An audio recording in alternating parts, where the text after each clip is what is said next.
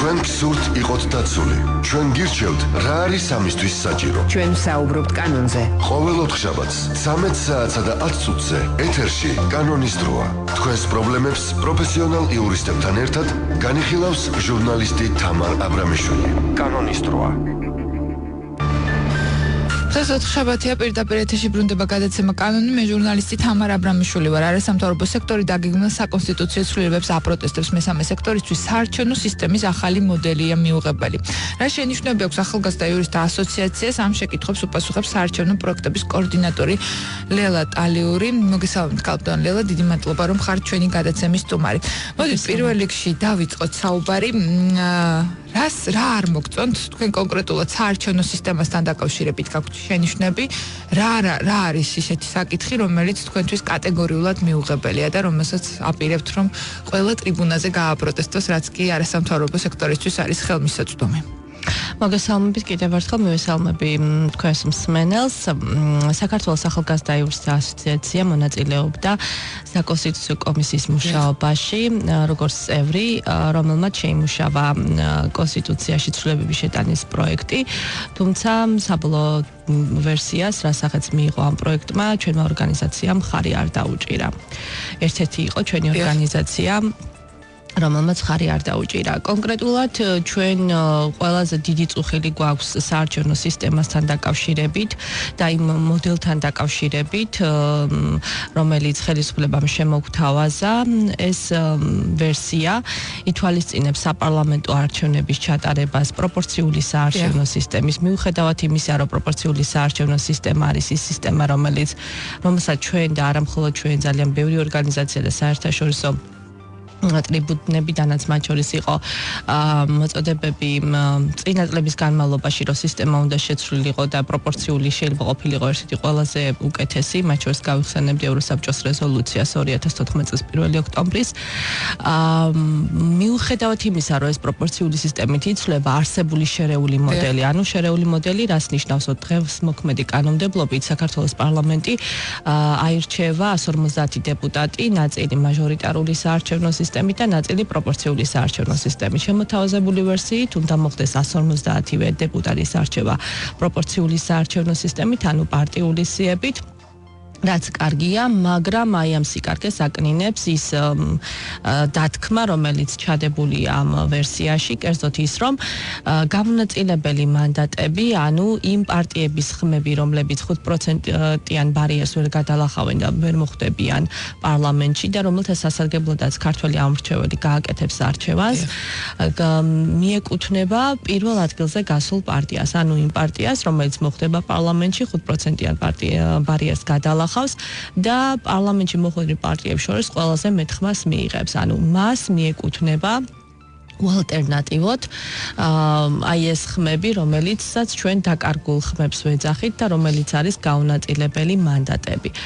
ეს ვერსია ხელისუფლება ამ ვერსიას ამართლებს იმით, რომ ისინი ფიქრობენ, რომ ძალიან მნიშვნელოვანია, რომ საქართველოში იყოს სტაბილური პოლიტიკური გარემო, რაც იმას ნიშნავს, რომ ხშირად არ იცვლებოდეს მთავრობა, მაგალითად ხშირად არ ხდებოდეს გარკვეულწილად რყევები სახელისუფლებო და სტაბილურობის დასაბუთებით და სტაბილურობის მომიზეზებით ხდება ამ მოდელის შემოთავაზება, თუმცა ჩვენ ვფიქრობთ, რომ ეს მოდელი არ არის სამართლიანი და არ არის სწორი, რომ სხვა პარტიების სასარგებლოდ მიღებული ხმები, ამ შემთხვევაში ოპოზიციური პარტიებისა, რომლებიც მათ ვერ შეძლეს ბარიერის გადალახვა და პარლამენტში მოხვედრა, მიეკუთვნოს პირველ ადგილზე გასულ პარტიას. ჩვენ ვფიქრობთ, რომ ასეთი ხმები უნდა გადანაწილდეს პროპორციულად იმ პოლიტიკურ პარტიებს შორის, რომლებიც გადალახავენ 5%-იან ბარიერს და მოხვდებიან პარლამენტში. აქ არის ახსნა იმისა, რომ თქვათ ეს მოდელები, დაახლოებით მსგავსი მოდელები მუშაობს საბერძნეთში, მუშაობს იტალიაში, სხვადასხვა ევროპულ ქვეყნებში, მაგრამ ზუსტად ასეთი მოდელი ალბათ თვითონ ხელისუფლების წარმომადგენლების კონკრეტულად ზუსტად ასეთი ალბათ ასეთ ქვეყანაში არ არის. ყოველ შემთხვევაში მე მიჭირს მაგალითის გახსენება.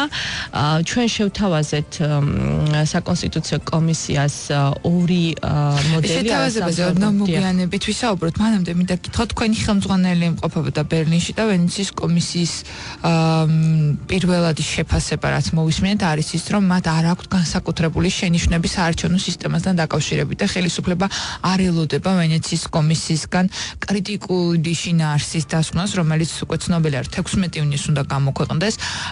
რა ინფორმაციას ფლობთ, თუ გქონდათ კომუნიკაცია და თუ დააყენა, დადგა არასამთავრობო სექტორის და ამ შემთხვევაში გალბატონი ანას მიერ აღნიშნული საკითხი დღის წესრიგში. როგორ დასკვნას დადებს ვენეციის კომისია, ეს უშუალოდ გვეცოდინება მაშინ, როდესაც ესეთი დასკვნა გამოქვეყნდება და ჩვენ მას გავეცნობით. ამ ეტაპზე ჩვენი სურვილი არის ის, რომ პროცესი ნაჩქარევად არ წარიმართოს, როგორც მოგეხსენებათ, საკონსტიტუციო კომისიამ სულ 4 თვე იმუშავა და ასეთი მნიშვნელოვანი ცვლილებებისთვის ჩვენ ვფიქრობთ, რომ უნდა იყოს უფრო მეტი დრო ამ ცვლილებების გასააზრებლად, დისკუსიებისთვის, სამსჯელოდ, მათ შორის ასეთ ცვლილებებს საკონსტიტუციო ცვლილებები მაქვს ხედველობაში, რამოდენიმე ასე ვთქვათ, სასესიო მოწვევა ჭირდება იმისათვის, რომ ის იქნეს განხილული, მოწონებული, დამტკიცებული და ჩვენ ვფიქრობთ, რომ სიჩქარე ამ შემთხვევაში არ ეგების, მაშინ, როდესაც ეს საარჩევნო სისტემის მიმართ განსაკუთრებით, ასე ვთქვათ, მოწონება და მისი გაზიარება პოლიტიკური სპექტრისგან არ მომხდარა. ერთადერთი პოლიტიკური გაერთიანება, რომელსაც მოწონს ეს ინიციატივა და სიახლეები, ანუ მე ვგულისხმობ იმას, რომ გაუნაწილებელი მანდატები გამარჯვებულ პარტიას მიაქვს, ანუ გამარჯვებულს ყველაფერი, ეს მოდელი. ეს პარტია არის მხოლოდ მართველი პარტია. სხვა ყველა პოლიტიკურ პარტიებს, მათ შორის პარლამენტში ოპოზიციურ პარტიებს და იმ პარტიებს, რომლებიც პარლამენტში არ არიან წარმოდგენილი, სისტემის მიმართ აქვთ კრიტიკული მოსაზრებები და ისინი ფიქრობენ, რომ პოლიტიკური კონსენსუსის შედეგი უნდა იყოს საარჩევნო სისტემა ამ ქვეყანაში, რასაც ამ შემთხვევაში ჩვენ ვეთანხმებით. ბიუჯეტთან დაკავშირებითაც ხდება მართველი გუნდისგან ამ პრეტენზიების შენიშვნების როდესაც არის საუბარი, რა არ მოსწონს არასამთავრობო სექტორს, ხშირად არის საუბარი დაფინანსებებთან დაკავშირებით პოლიტიკური პარტიის. თვლით თუ არა, რომ არსებული მოდელი, რაც ქვეყანაში დღეს მოქმედებს, არის სამართლიანი და რამდენად მძიმე ტვირთად შეიძლება ითქვას აწვება ეს ყველაფერი ბიუჯეტს. მოგახსენებთ ამ საკითხთან დაკავშირებით, შემოთავაზებული ცვლილებები, რომელიც მმართველმა პარტიამ საკონსტიტუციო პროექტში შემოგთავაზა, დაახლოებით რომ წარმოვიდგინოთ, ეს არის, ასე ვთქვათ, სამკომპონენტიანი ერთობლიობაში. ეს არის პროპორციული საარჩევნო სისტემა, რომელიც თავის მხრივ გვთავაზობს, რომ გამარჯვებულს მიაქვს ყველაფერი, ანუ გაუნაწილებელი მანდატები.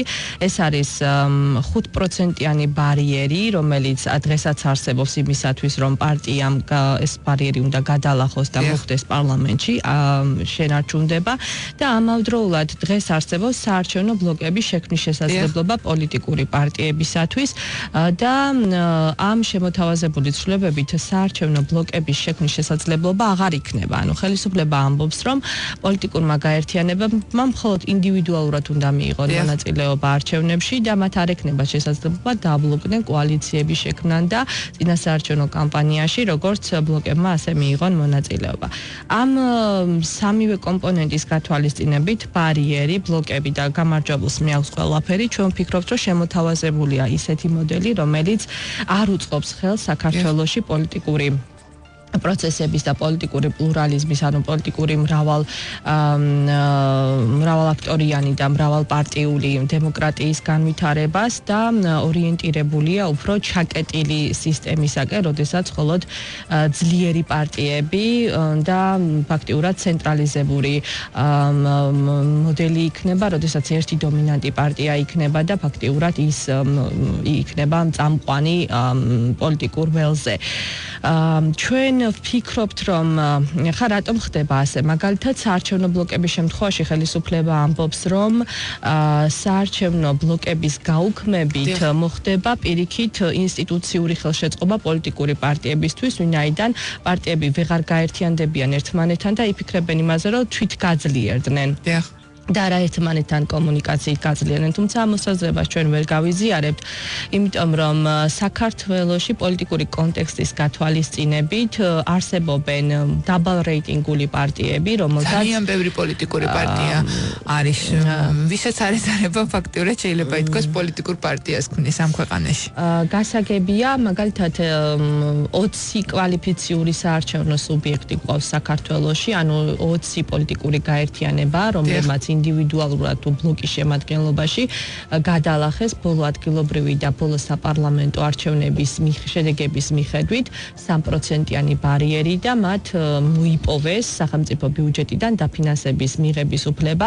შესაძლოა ეს იყოს სამართლიანი კრიტიკა მომრჩეველთა მხრიდან, რომ 20 პარტიიდან შეიძლება ისინი გარკვეულად რომელიღაც პარტიებს არც იცნობენ და არც აქვთ მათ ინფორმაცია ლიდერების, წევრების შესახებ, მათი პროგრამის შესახებ, თუმცა ჩვენ ვფიქრობთ, რომ საარჩევნო ბლოკების გაუქმებით აი იმ პრობლემების მოგვარება, როგორიც არის მაგალითად, რომ ბლოკის შექმნით პარტიების მხრიდან ასე ვთქვათ, დაინტერესება იმით, რომ მოახდინონ მათ მანკიერი პრაქტიკა, რაც სამწუხაროდ მაგალითებიც გვაქვს წარსული გამოცდილებით, მოახდინონ მათ ამ ფინანსური რეგულაციების მეშვეობით დამატებითი თანხების მობილიზება სახელმწიფო ბიუჯეტიდან, მიიღონ ეს თანხები მაშინ, როდესაც მათ რეალურად ეს თანხები არ ეკუთვნით ამ მომრჩევლის მხრიდან მათი ნდობისა და მათი მხარდამჭერის პროპორციულად. ეს პრობლემა არის ნამდვილად, თუმცა ჩვენ არ ვფიქრობთ, რომ ეს ბლოკების გაუქმება ამ პრობლემას მოაგვარებს.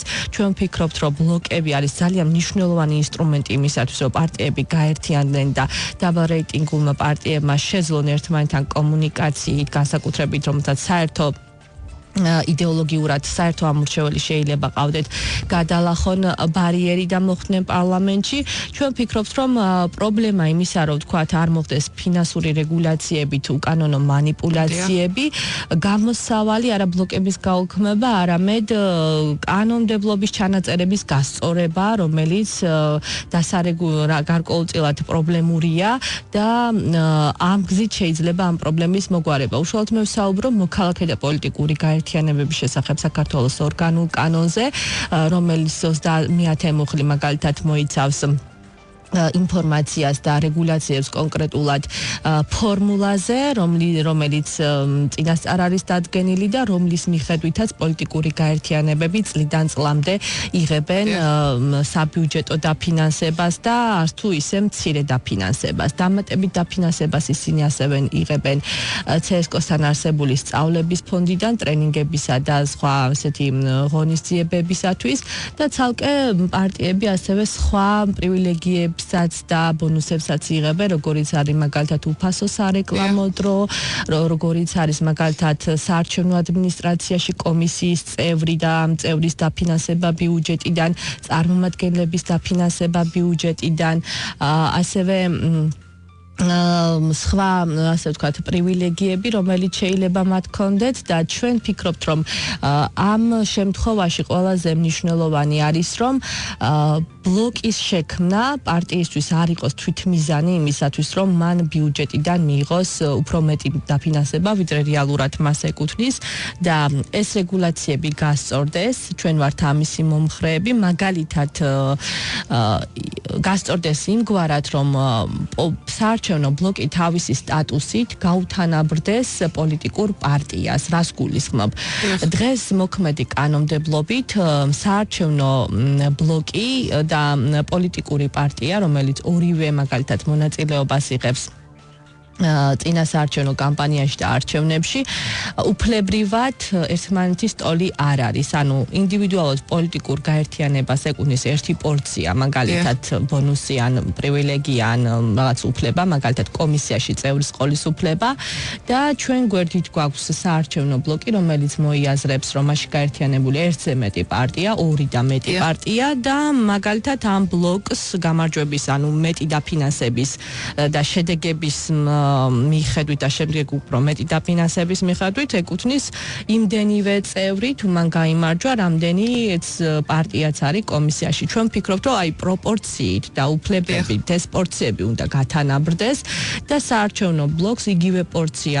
ან თუ მაგალითად არის ერთი პარტია, რომელმაც გაიმარჯვა და არის საარჩევნო ბლოკი, მათ ეყოლება თითოეულ წარმომადგენელს. კი ბატონო, ანუ ბლოკს უნდა ყავდეს ერთი კომისიის წევრი და არ უნდა ყავდეს იმდენი კომისიის წევრი, რამდენი პარტიაც არის შიგნით გაერთიანებული. აი მაგალითად. დაფინანსებასაც ანალოგიური პრინციპით. დაფინანსებასაც ანალოგიური პრინციპით, ანუ მან ბლოკმა თავად უნდა გადაწყვიტოს, ანუ არჩევის შესაძლებლობა. ჩვენ მაგალითად ვამბობთ იმას, რომ იმ შემთხვევაში უნდა მიიღოს სუბიექტმა ეს ბლოკი იქნება თუ პარტია არ აქვს მნიშვნელობა. დაფინანსება სახელმწიფო ბიუჯეტიდან თუ მის 3%-იან ბარიერს გადალახავს, ჩვენ ქონდა ისეთი შემთხვევა, მაგალითად 2016 წლის არჩევნების შედეგებიდან გამომდინარე, როდესაც საარჩევნო ბლოკის ქვეშ ერთ-ერთი პოლიტიკური პარტია, რომელმაც არჩევნებში მონაწილეობა მიიღო, ამ ბლოკმა ვერ გადალახა ბარიერი, მიიღო 0.78% შედეგების მიხედვით, თუმცა მოახდინა ისე, რომ გაიყვანა ერთი წევრი პარლამენტში და ამ წევრის გაყვანით მიიღო დამატებით დაფინანსება 300,000-ით მეტი დაფინანსება ბიუჯეტიდან. აი ასეთი манипуляციები რომ არ იყოს და კიდევ რომ არ იყოს ისეთი პარტია, უმრავლესობის წევრი ირაკლი სესიაშვილი აცხადებს 250-ზე მეტი პარტია, ეს მისი რამდენიმე ხნის წინანდელი განცხადება, რაც აბსოლუტურად არასტაბილურ პოლიტიკურ გარემოს ქმნის, ჩვენ და წავიდეთ სტაბილურობისკენ.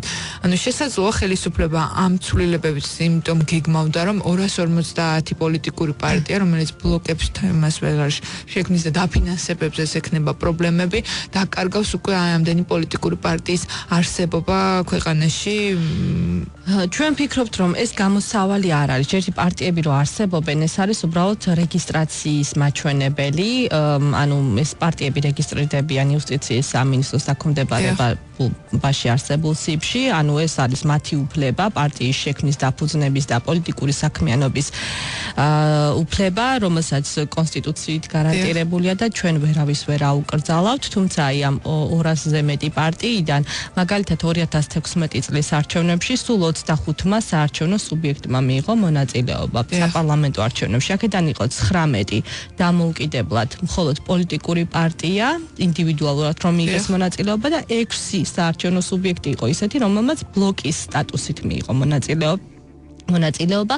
ანუ ამ 6 ბლოკში თავის მხრივ კიდევ რამოდენიმე პარტია იყო შიგნით გაერთიანებული. ანუ ყველა არ მონაწილეობს არჩევნებში. გასაგებია, ყველა რომ არ მონაწილეობს, მაგრამ აი ხელისუფლების არგუმენტი და საზოგადოება, რომელიც ემხრობა ამ მოდელს, გარკვეული კატეგორია, მათი არგუმენტი შეიძლება იყოს ის, რომ 6 ადამიანი, როდესაც გაერთიანდება და დაუშვათ 1%-იანი პარტიებიც არსებობს ამ ქვეყანაში და 0.78%-იანი მანდატის პარტიებიც, მათ შესაძლოა გაერთიანების შედეგად დააგროვონ ის 3% და მიიღონ დაფინანსება ხელისუფლებისგან, მაშინ როდესაც მათ ისინი ინდივიდუალურად ვერ ლახავენ ვერასდროს. ფინანსურ საკითხზე უფრო მეტად ალბათ ქვეყნისთვის, რომელსაც მსგავსი სოციალური მდგომარეობა აქვს, როგორც საქართველოს აქვს, ალბათ ფინანსური საკითხი არანაკლებ მნიშვნელოვანია ამ ქვეყნისთვის, რაც უფრო ნაკლები პარტია აიღებს ალბათ დაფინანსებას, ბიუჯეტსაც დაეხმარება. რეკლამა და რამდენიმე წუთი დაუბრუნდებით პირდაპირ ეთერში და განვაგრძოთ ამ თემაზე საუბარს. თქვენ გსურთ იყოთ დაცული. ჩვენ გირჩევთ, რა არის ამისთვის საჭირო. ჩვენ საუბრობთ კანონზე. ყოველ ოთხშაბათს 13 საათსა და 10 წუთზე ეთერში კანონის დროა. თქვენს პრობლემებს პროფესიონალ იურისტებთან ერთად განიხილავს ჟურნალისტი თამარ აბრამიშვილი. კანონის დროა. ბრუნდებით პირდაპირ ეთერში, კიდევ ერთხელ შეგახსენებთ, რომ დღეს ჩვენ საუბრობთ საარჩევნო სისტემასთან დაკავშირებით და ჩვენი სტუმარი ახალგაზრდა იურისტთა ასოციაციის საარჩევნო პროექტების კოორდინატორი ლელა ტალიური. გალბატონ ლელა, რეკლამამდე დავსვით შეკითხვა და მოდით უპასუხოთ ამ შეკითხვას. ანუ გაერთიანდა ბევრი ბლოკი, ყველამ დააგროვა 0.78, 1.25 და ასე შემდეგ, საბოლოო ჯამში ამ გაერთიანებამ დააგროვა 3%. არის თუ არა თქვენთვის მიუღებელი ის, რომ პოლიტიკური პარტია, რომელიც დამოუკიდებლად ვერ აღწევს 3%-იან მანდატს, ვერ იღებს საზოგადოების 3% არ უჭერს მას მხარს, ერთობლიობაში შემდეგ აიღებს ბიუჯეტიდან თანხას. ერთგვარი პოლიტიკურ ფინანსური პირამიდაც შეიძლება უწოდოთ ამ ყველაფერს, რაც ხდება. შესაძლოა როდესაც უფრო მეტი ალბათობა 3% დააგროვოს 6-მა ან 10-მა პარტიამ ვიდრე 1-მა პარტიამ. ჩვენთვის პრობლემური არის პარტიების გაერთიანება და ის რომ მაგალითად დაბალი რეიტინგის მქონე პარტიები ცდილობდნენ ერთმანეთთან გაერთიანებას, ამომრჩევლის ერთად მობილიზაციას, ერთად აყალიბებდნენ გეგმებს ან ქმნიდნენ პროგრამას, არამედ ჩვენთვის პრობლემა არის შემდგომ ასეთი ბლოკების მხრიდან, ასეთი ბლოკების შექმნა მხოლოდ და მხოლოდ იმ მიზნით და სამწუხაროდ ასეთი ბლოკები ამ მიზნით იქმნება. არის შემთხვევები, რომ მათ მიიღონ დაფინანსება უფრო მეტი, ანუ სახელმწიფოსგან წაიღონ უფრო მეტი ფული იდეაში, ვიდრე მათ ეკუთვით. და ეს რომ ასე არ იყოს, ჩვენ ვამბობთ იმას, რომ გაერთიანება ჩვენ პარტიებს არ უნდა ავუკრძალოთ, ეს მათი უფლება არის, ჩვენ უნდა ავკრძალოთ მანკიერი პრაქტიკა, რაც გულისხმობს იმას, რომ ქაღალდზე არსებულმა პარტიებმა არ შექმნან ბლოკები და რეალურად ამომრჩეველი საბოლოო ჯამში არ დარჩეს მოტყუებული. ბლოკი უნდა არსებობდეს და ბლოკი უფლებრივად პარტიას უნდა გაუთანაბრდეს. დღეს ბლოკი და პარტია ერთმანეთთან გათანაბრებული არ არის. ბლოკს აქვს უფრო მეტი პროპორცია, ასე ვთქვათ, თანხები და მეტი პორცია, მაგალითად, სარეკლამო დრო, კომისიის წევრის ყოლის უფლება, საარჩევნო წარმომადგენელი და სხვა პრივილეგიები, ხო, ვიდრე პოლიტიკური გაერთიანება. ამიტომ ეს უთანაბრობა უნდა აღმოიფხვრას იმით, რომ უნდა გასწორდეს კანონმდებლობაში შესაბამისი ჩანაწერები და არა ისე, რომ ჩვენ პოლიტიკურ გაერთიანებებს ავუკრძალოთ გაერთიანება და თანამშრომლობა, რაც იმთავითვე ხელს შეუშლის ჩვენი ქვეყნის მაგალითზე განვითარებად დემოკრატიაში პოლიტიკური პროცესების და დემოკრატიული პროცესების განვითარებას. ხა თქვენ მკითხეთ, რომ რამდენად არის ეს სწორი. თუ გადავხედავთ წარსულ გამოცდილებას, საქართველოში რამდენჯერად შეიცვალა ხელისუფლება, მშვიდობიანი გზით, ერთხელ იყო სამხედრო გადატრიალება, ანუ სამივე შემთხვევაში სხვადასხვა წლებში, ხო, 2003-ში, 91-ში, უკაცრავად 90-ში, შემდგომ 2012-ში და 2003-ში მანამდე და 2012-ში, სწორედ ხელისუფლება შეცვალეს საარჩევნო ბლოკებმა. ანუ ხელისუფლებაში პოლიტიკური გაერთიანებები მოვიდნენ საარჩევნო ბლოკების ქოლგის ქვეშ. ინდივიდუალურად პოლიტიკური გაერთიანებები ვერ მოვიდნენ. ანუ ეს არის ჩვენი გამოცდილება, ჩვენი პოლიტიკური კონტექსტი. თუნდაც 2012 წელს.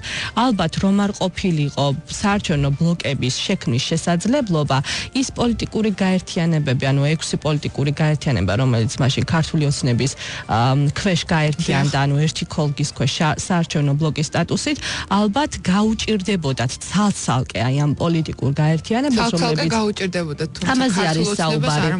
ამაზე არის საუბარი.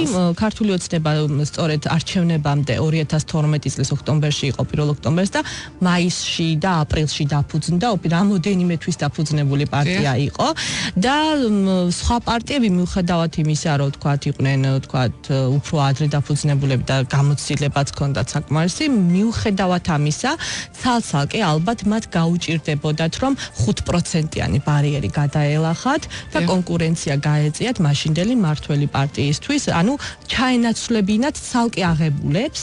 ხათ თავისუფალ დემოკრატებს, რესპუბლიკურ პარტიას, მრეწველობა გადაარჩა საქართველოს ქართულ ოცნებას მათ შორის, ცალკე აღებულ პარტიებს ჩაენაცვლებინათ ნაციონალური მოძრაობა. ალბათ ამ შემთხვევაში პოლიტოლოგები არ დაგეთანხმებიან, იქიდან გამომდინარე, მუდმივად საუბრობენ, რომ ეს იყო არჩევნები მოიგო მხოლოდ ქართულმა ოცნებამ და ბიძინა ივანიშვილმა და შესაბამისად პოლიტიკური პარტიების წვლილი ამ ყველაფერში ძალიან დაბალია, ასეთია პოლიტოლოგების ნაწილის შეფასება.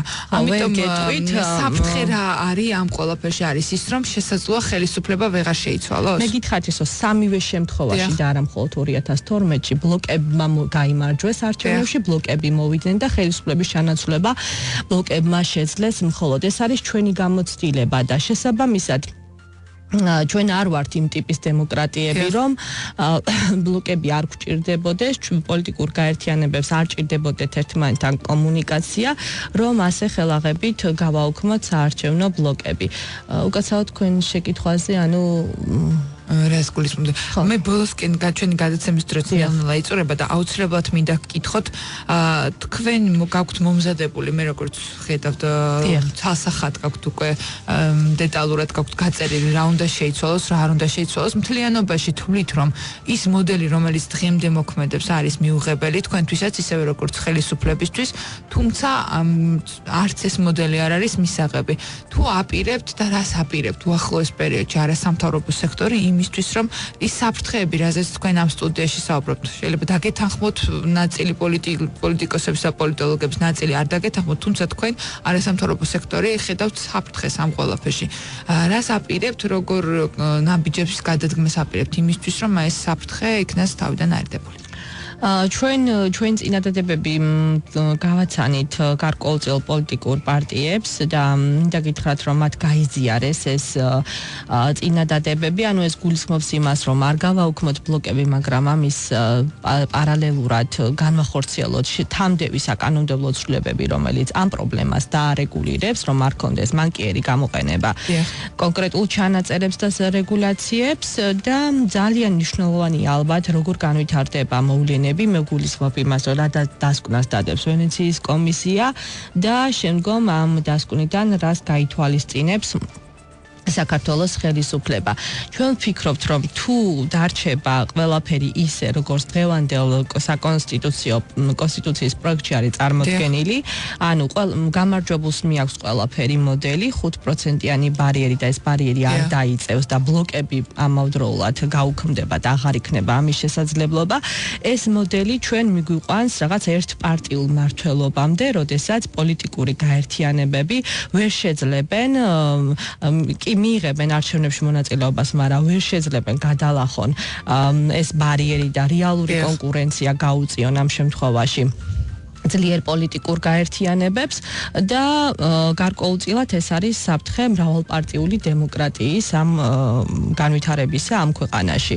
რაც თავის მხრივ განაპირობებს ალბათ იმას, რომ ერთი პოლიტიკური გაერთიანება დომინანტურ მდგომარეობაში იქნება გარკვეული წლების განმავლობაში, სანამ ალბათ სისტემა შეიცვლება იმგვარად, რომ პროპორციულად გადანაწილდეს ხმები და ის მოდელი, რასაც ხელისუფლება გვთავაზობს, პროპორციული საარჩევნო სისტემა რეალურად პროპორციული იქნება და არ მოიცავს თავის არსში საფრთხის შემცველ დათქმებს, რომელიც გამორიცხავს კონკურენციას და გამორიცხავს მრავალპარტიების ჩართულობასა და მათ უკეთ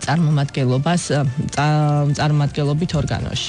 ქალტონილა, თქვენ ხა ისე ამ გადაცემის ფორმატში, როდესაც ისაუბრეთ, ანუ ნიშნავს თქვენი საუბრიდან გამომდინარე ნიშნავს იმას, რომ უარესდება საარჩევნო სისტემა, ვიდრე უმჯობესდება საკონსტიტუციო ცვლილებების მიღების შემთხვევაში იმ რედაქციით, რომელიც არის. მუდმივად არის საუბარი, როდესაც საკონსტიტუციო ცვლილებებზე მიმდინარეობს საუბარი, ამა თუ იმ ხელისუფლების მხრიდან დაიწყება ამ თემაზე მსჯელობა, განხილვები, რომ ყველა ხელისუფლებას აქვს თუნდუნება მოირგოს კონსტიტუცია საკუთარ თავზე. მისთვის სასიკეთო ცვლილებები განახორციელოს. ანუ ეს ნიშნავს, რომ საარჩევნო სისტემის მიმართულებით ამ ხელისუფლებამაც ანალოგიურად რა პრეტენზიებიც მას ჰქონდათ წლების განმავლობაში წინა ხელისუფლებასთან, რომელიც 2012 წელს შეიცვალა, მსგავსი ნაბიჯების გადადგმა მოხდა მათი მხრიდან? მე გეტყვით იმას, რომ გაუარესებას ალბათ ვერ ვიტყოდი, მაგრამ ცვლილება პოზიტიური კუთხითაც კნინდება მნიშვნელოვნად.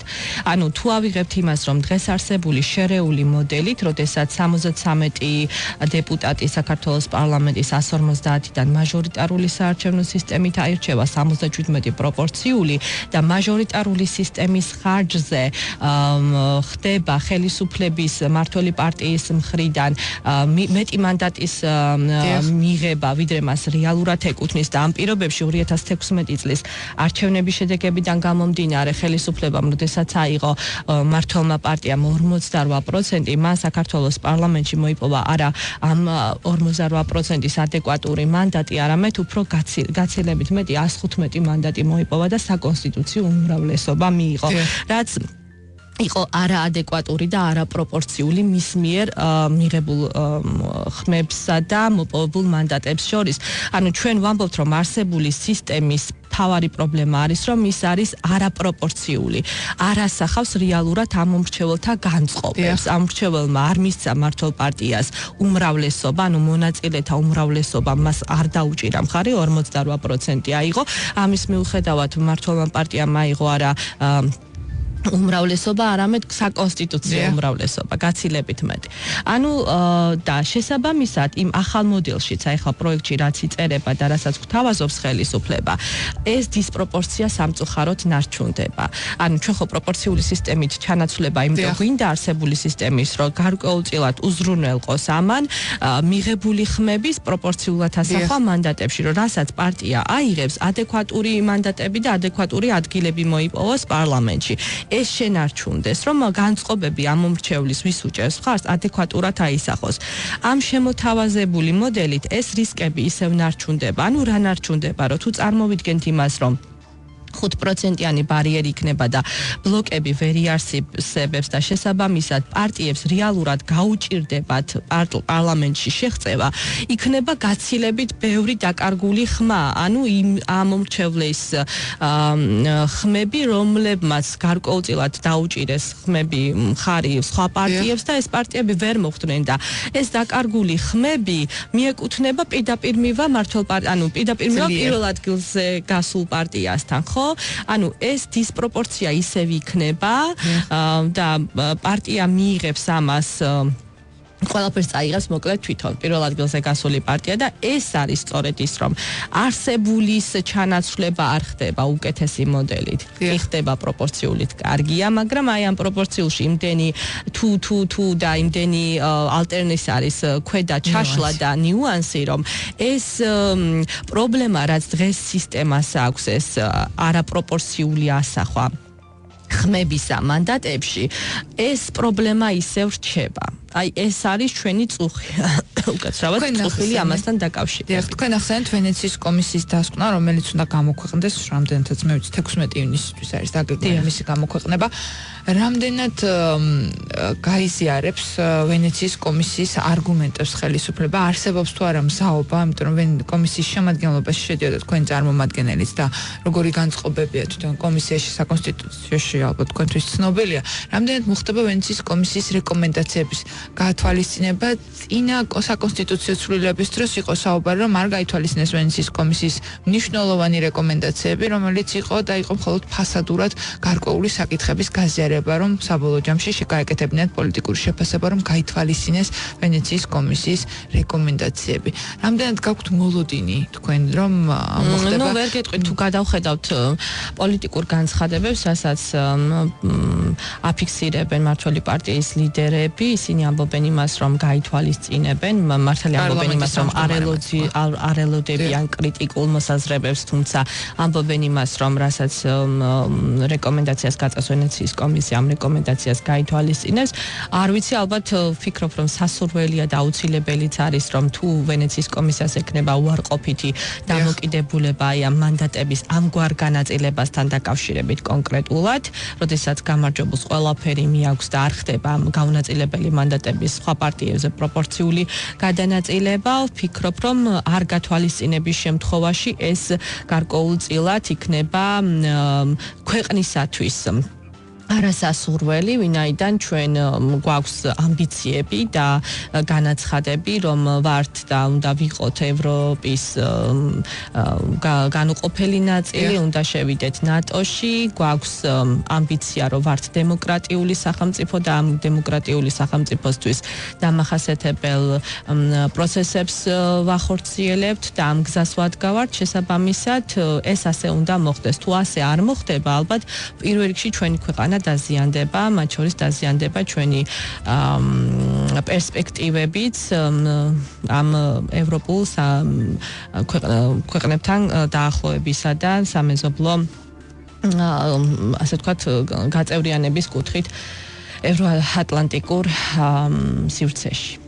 დიდი მადლობა რომ იყავით ჩვენი სტუმარი და მამუკა მდინარაძის განცხადებით დავასრულებ გადაცემას, რომელიც ამბობს, რომ როგორც კი მიხვდნენ, რომ ვენეციის კომისიის დასკვნა საკონსტიტუციო ცვლილებების უმრავლესობის მიმართ იქნება დადებითი ტონის შეცვალესო, ასე გამოეხმაურა იგი ქართული ოცნების ერთ-ერთი ლიდერი იმ განცხადებებს, რომელიც კეთდებოდა მანამდე, ამიტომ ქართული ოცნება დარწმუნებულია, რომ ვენეციის კომისია გამოაქვეყნებს არაკრიტიკულ დასკვნას, რომლისთვისაც მათ მიერ შემუშავებული საკონსტიტუციო ცვლილებები იქნება მისაღები. ნახოთ დაველოდოთ მოვლენების განვითარებას, იმას ვიტოვებ, რომ თქვენ მოხვალთ შემდეგ და ვისაუბრებთ იმ ცვლილებებთან დაკავშირებით და იმ ფორმასთან დაკავშირებით, რომელიც ექნება საბოლოო ჯამში კონსტიტუციას. დიდი მადლობა რომ იყავით ჩვენი სტუმარი. მსმენელს კი შევახსენებთ, რომ დღეს ჩვენ გვსტუმრობდა ახალგაზრდა იურისტთა ასოციაციის საარჩევნო პროექტების კოორდინატორი ლელა ალიური. დავუბრუნდებით მომავალ ოთხშაბათს უკვე სხვა თემით და სხვა სტუმრებთან ერთად. დიდი მადლობა რომ იყავით ჩვენთან ერთად. ჩვენ მზად ვართ პროფესიონალი იურისტების დახმარებით პასუხი გავცეთ თქვენს ყველა სამართლებრივ შეკითხვას.